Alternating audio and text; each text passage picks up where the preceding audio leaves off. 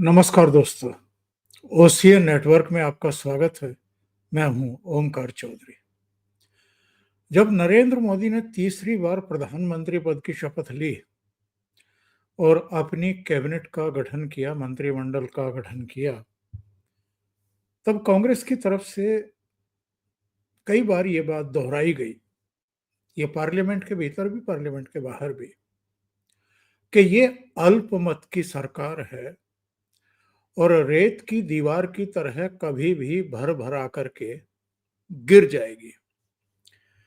मल्लिकार्जुन खड़गे ने भी, राहुल गांधी ने भी, इनके कुछ घटक दलों के नेताओं ने भी इस तरह की शुभेच्छा जाहिर की थी मोदी सरकार के बारे में।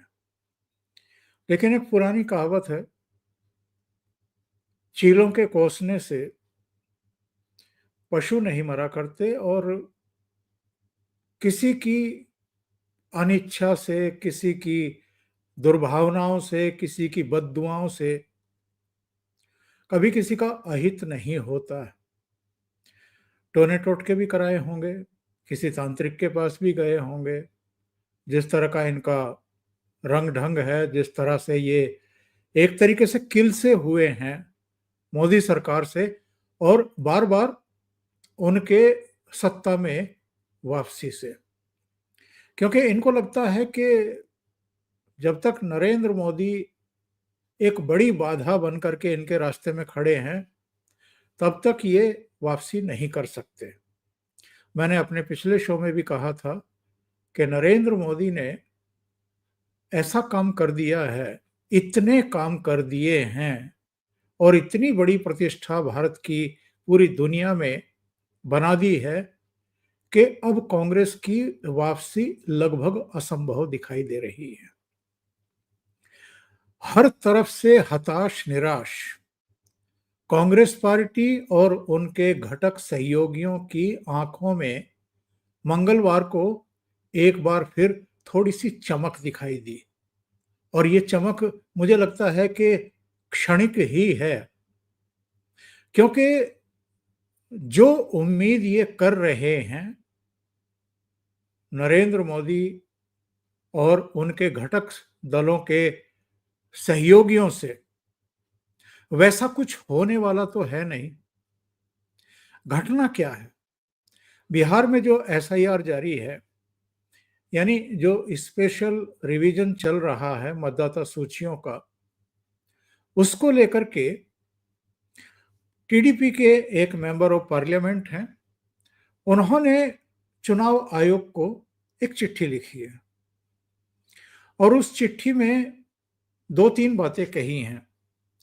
एक तो उन्होंने ये कहा है कि अगर इस तरह मतदाता सूचियों का पुनरीक्षण होना है, सत्यापन होना है, अगर स्पेशल रिवीजन होना है, तो ये किसी भी राज्य के चुनाव से 6 महीने पहले अगर हो जाए तो अच्छा है। दूसरी बात उन्होंने ये कही है कि चुनाव से ठीक पहले इस तरह की कवायद से बचा जाना चाहिए। उन्होंने ये भी कहा है कि जिनके पास वोटर कार्ड हैं, वोटर आईडी कार्ड हैं, उनसे किसी तरह के दस्तावेज ना मांगे जाएं। तीसरी बात उन्होंने ये कही है कि ये जो एसआईआर की मुहिम चल रही है, जो चुनाव आयोग ने बताया है कि बिहार में 88% काम पूरा हो गया है, 10-12% फार्म जमा होने हैं, वो भी अगले कुछ दिन में हो जाएंगे और ये काम खत्म कर लिया जाएगा। तो टीडीपी के मेंबर ऑफ पार्लियामेंट ने कहा है कि इसमें नागरिकता तय ना करे चुनाव आयोग। और ये जो ज्ञापन दिया गया है, चिट्ठी भेजी गई है, ये क्यों भेजी गई है, जरा ये भी जानना जरूरी है। ये इस तरह की खबरें पिछले 2 दिन में आई हैं कि जो अब तक की कवायद हुई है बिहार में, इसमें करीब करीब 35 लाख के आसपास मतदाता ऐसे हैं जिनके नाम काटे जाएंगे। और ये कौन हैं? इनमें से करीब 12 लाख के आसपास तो ऐसे बताए गए हैं जिनकी मृत्यु हो चुकी है और उनके नाम अभी भी मतदाता सूची में चले आ रहे हैं। और करीब 16 से 17 लाख ऐसे मतदाता भी हैं जो अब बिहार में रहते नहीं हैं, कहीं दूसरी जगह स्थानांतरित हो चुके हैं, दूसरी जगहों पर काम करते हैं। और कुछ फर्जी 2 जगह जिनके नाम हैं या जिनके पास वैध दस्तावेज नहीं है। जब ये खबर आई मीडिया में और आयोग के सूत्रों से आई कि करीब 35-36 लाख मतदाता बाहर हो जाएंगे इस सत्यापन प्रक्रिया के बाद, तो उसके बाद ये जो इकोसिस्टम है, ये रवीश कुमार से लेकर के तमाम लोगों के ट्विटर हैंडल देखिए जरा, इनकी किस तरह की प्रतिक्रियाएं आई हैं। इन्होंने तो बल्कि ये तक कह दिया कि फिर चुनाव कराने की क्या जरूरत है, रिजल्ट को एक कमांड दो और प्रिंट करके और निकाल दो और नई सरकार को शपथ दिला दो। बिना तथ्यों की गहराई में जाए और वो कौन से मतदाता हैं जिनके नाम हटाए जाने की प्रक्रिया चल रही है, इसकी गहराई में जाए बिना इस तरह के सतही बयान देना और अपना एजेंडा बता देना कि हमारा एजेंडा क्या है, ये रवीश कुमार से लेकर के अजीत अंजुम तक, अजीत अंजुम पर एक मुकदमा भी दर्ज हुआ है और वो मुकदमा इसलिए दर्ज हुआ है क्योंकि एक बीएलओ ने, जो मुस्लिम है, उसने एफआईआर दर्ज कराते हुए ये आरोप लगाए हैं कि अजीत अंजुम बिना उनकी सहमति के, बिना उनकी परमिशन के, जहां मतदाता सूची का पुनरीक्षण कार्य चल रहा था वहां घुस गए। इन्होंने उनको डिस्टर्ब किया, यानी सरकारी कामकाज में बाधा डाली। इसके अलावा इन्होंने मुसलमान मतदाताओं का नाम लेते हुए कुछ टिप्पणियां की, यानी उस क्षेत्र के मतदाताओं को उकसाने और भड़काने का काम किया। तो उन पर एफआईआर हो गई और जब एफआईआर की जानकारी इनको मिली और इनके शुभचिंतक दूसरे पत्रकारों को मिली, जिनमें पुण्य प्रसून वाजपेयी से लेकर के रवीश कुमार और तमाम वो पूरा इकोसिस्टम है जो वामपंथियों को और कांग्रेस को हमेशा सपोर्ट करता रहा है और प्रधानमंत्री नरेंद्र मोदी के खिलाफ मोर्चेबंदी करता रहा है। इन सब के जरा ट्विटर हैंडल देखिए। पुण्य प्रसून वाजपेयी लिखते हैं कि आप डटे रहिए और हम भी आपकी मदद के लिए पहुंच रहे हैं या पहुंच सकते हैं, कुछ इस तरह की बातें इन्होंने लिखी। बहुत सारे लोगों ने जो एफआईआर दर्ज कराई गई है चुनाव आयोग के द्वारा, उस पर ही गंभीर सवाल खड़े करने की कोशिश की है और इसको अभिव्यक्ति की स्वतंत्रता पर प्रहार बताया है, इसको लोकतंत्र विरोधी बता दिया है। और कुछ लोगों ने तो ये भी कह दिया है कि साहब, मोदी सरकार बड़ी परेशान हो गई है, सच्चाई तो आखिर सामने आनी ही चाहिए।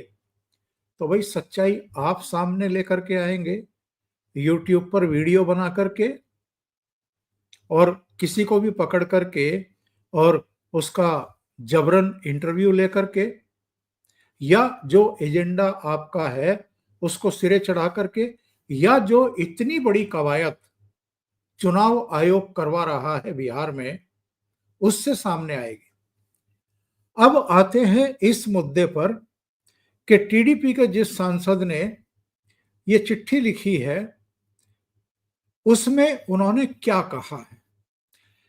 टीडीपी के इन संसदीय दल के नेता का नाम है लाऊ श्री कृष्ण देवरायलू। इन्होंने मुख्य चुनाव आयुक्त ज्ञानेश कुमार को पत्र लिखा है और इसमें यह कहा है कि विशेष गहन पुनरीक्षण पर अपनी स्थिति स्पष्ट करें। आयोग को यह स्पष्ट करना चाहिए कि किस उद्देश्य से यह किया जा रहा है। पत्र में उन्होंने ये भी कहा कि इस स्पेशल इंटेंसिव रिवीजन का उद्देश्य बिल्कुल स्पष्ट किया जाना चाहिए और ये केवल मतदाता सूची में संशोधन तक सीमित होना चाहिए। अगर 2029 के चुनाव के लिए आंध्र प्रदेश में एसआईआर शुरू किया जाना है तो इसे तुरंत करें ताकि वोटर्स के पास पर्याप्त समय हो। आंध्र प्रदेश में 2029 तक विधानसभा चुनाव नहीं होने हैं, इसलिए टीडीपी का मानना है कि अगर भविष्य में वहां भी इसकी जरूरत हो तो इसे जल्दी शुरू किया जाए ताकि वोटर्स अपनी बात रख सकें। बाकी जो 3 मुद्दे इन्होंने जो सुझाए, वो मैंने आपको कार्यक्रम के शुरू में ही बता दिए।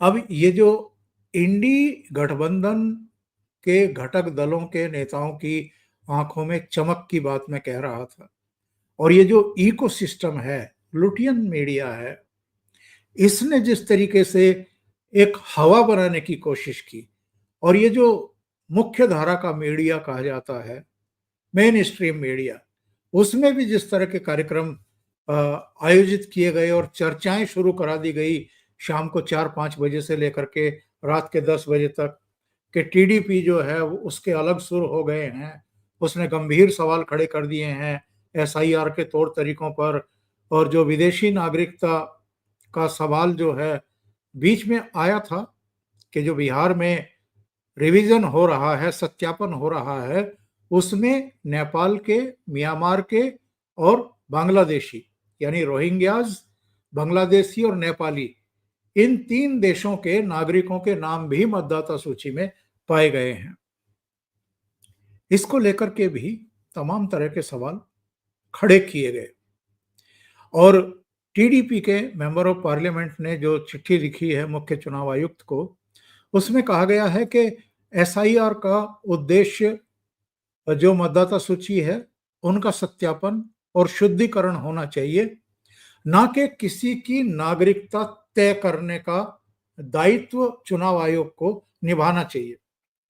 यानी अगर किसी नेपाली का, बांग्लादेशी का, म्यांमार के नागरिक का, रोहिंग्याज का नाम मतदाता सूची में है,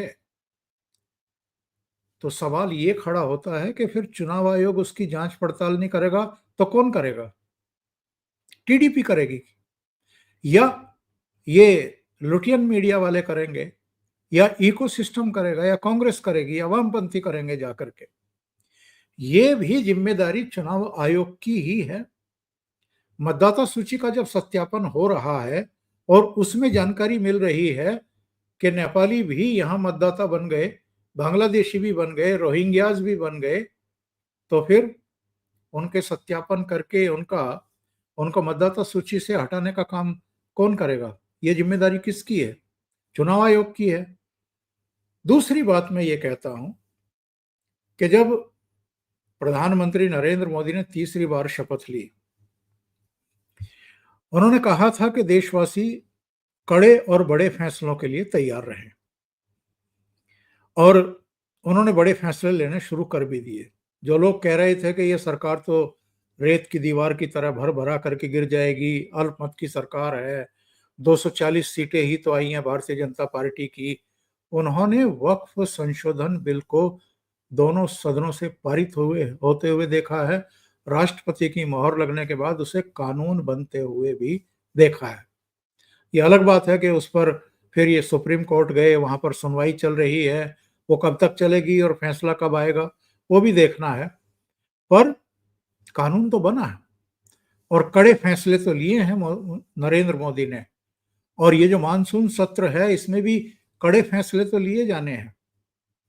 तो जो लोग ये कह रहे थे या ये उम्मीद कर रहे थे कि जब भी कोई इस तरह के बड़े और कड़े फैसले प्रधानमंत्री नरेंद्र मोदी संसद के द्वारा लेंगे विधेयकों को ला करके, तो ऐसे में इनके लिए एक संभावना बनेगी कि नीतीश बाबू या चंद्रबाबू नायडू या चिराग पासवान जैसे जो इनके घटक दल हैं, सहयोगी दल हैं, जिनके कंधों पर ये सरकार चल रही है, वो समर्थन वापसी ले लें या इनके उकसावे में आ जाएं। तो ये जो मंगलवार को हल्की सी क्षणिक चमक इनकी आंखों में देखी गई है, वो इसीलिए देखी गई कि टीडीपी के एक एमपी ने मुख्य चुनाव आयुक्त को चिट्ठी लिख करके कुछ सुझाव दिए और कुछ सवाल पूछ लिए। क्या ये चंद्रबाबू नायडू की तरफ से या पार्टी की तरफ से कोई चिट्ठी भेजी गई है चुनाव आयोग को? ऐसा नहीं है। एक मेंबर ऑफ पार्लियामेंट के द्वारा ये चिट्ठी भेजी गई है और कोई भी एमपी अगर चिट्ठी लिख रहा है तो आप चाहें तो उसको सीरियसली ले लीजिए, आप चाहें तो उसको एक सामान्य प्रक्रिया मान लीजिए। इसका बिहार की जो एसआईआर चल रही है उससे कोई एज सच लेना देना नहीं है, या ऐसा भी नहीं है कि चुनाव आयोग जो प्रक्रिया चला रहा है उसको रुकवाने की कोई चेष्टा टीडीपी के द्वारा की जा रही है। उन्होंने एक चिट्ठी लिखी है, एक साधारण सी चिट्ठी है, कुछ ऐतराज हैं, कुछ शंकाएं हैं, कुछ सुझाव हैं, दैट्स ऑल। इसके आगे अगर ये कोई उम्मीद कर रहे हैं कि चंद्रबाबू नायडू कोई डिसीजन ले लेंगे मानसून सत्र में या इस पूरी प्रक्रिया पर, तो ये अगेन मैं कहूंगा कि ये वो शेख चिल्ली के हसीन सपने ही हैं जो कभी पूरे नहीं होंगे इनके। अभी के लिए इतना ही। बहुत बहुत धन्यवाद। अगर आपको ये चैनल और इसके कंटेंट पसंद आ रहे हैं तो लाइक करें, कमेंट करें, वीडियो को शेयर भी करें। अभी तक अगर आपने ये चैनल सब्सक्राइब नहीं किया है तो सब्सक्राइब कर लें और साथ में लगे बेल आइकॉन को दबा दें ताकि आगे आने वाले वीडियो और उनके नोटिफिकेशन आप तक पहुंचते रहें। बहुत बहुत धन्यवाद।